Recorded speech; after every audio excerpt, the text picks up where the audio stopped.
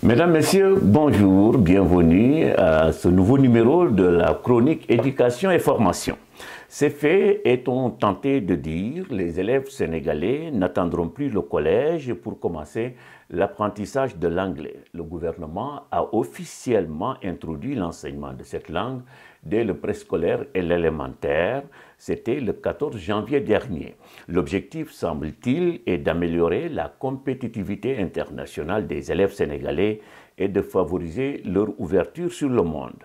Dit autrement, il s'agit de permettre aux apprenants sénégalais, au terme de leur cursus, d'être au moins bilingues, une compétence nécessaire, voire indispensable, qui permet de mieux s'ouvrir au monde, qui favorise l'employabilité, bref, qui permet d'être un citoyen du monde, d'avoir un atout pour gérer la pluralité du monde de demain. Outre cette dimension utilitariste, il faut dire que les recherches en neurosciences ont également souligné l'intérêt de commencer l'apprentissage d'une langue étrangère le plus tôt possible. Elles signalent notamment qu'il y a une période sensible, une fenêtre d'opportunité ou une période critique pendant laquelle l'enfant s'adapte au multilinguisme entre 4 et 10 ans, selon plusieurs spécialistes. Grâce à la plasticité de son cerveau, l'enfant aurait plus d'atouts qu'un adulte dans l'apprentissage d'une langue étrangère.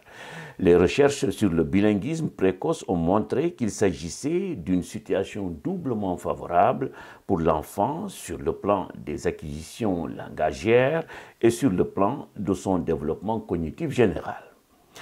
Claude Agege est un célèbre linguiste français, professeur au Collège de France. Dans son livre « L'enfant aux deux langues », publié en 1996, le professeur se faisait l'avocat du bilinguisme précoce, non sans mettre en garde ses contemporains.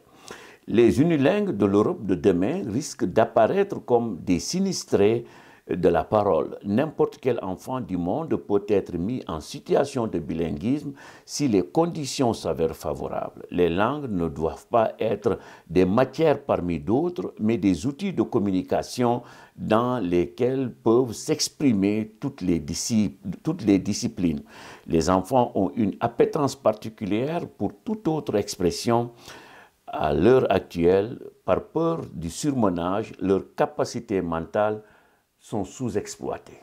Beaucoup de spécialistes s'accordent pour dire que le plus tôt serait le mieux dans l'apprentissage d'une langue étrangère. D'autres chercheurs adoptent une position contraire. C'est le cas de ceux du Centre scientifique de compétences sur le plurilinguisme.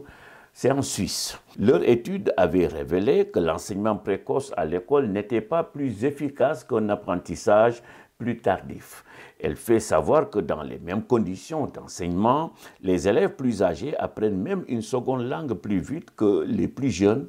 En faisant appel à la raison, les plus âgés peuvent mieux comprendre la construction d'une langue et la mettre en pratique. Toutefois, l'étude reconnaît un avantage structurel à l'apprentissage d'une langue secondaire de manière précoce. Il s'agit de l'apprentissage phonétique. L'appareil auditif des jeunes enfants serait réceptif à une plus grande variété de sons que celui des adultes. En résumé, disons que la tendance à la généralisation de l'apprentissage précoce d'une langue étrangère à l'école est une réalité dont il faut tenir compte.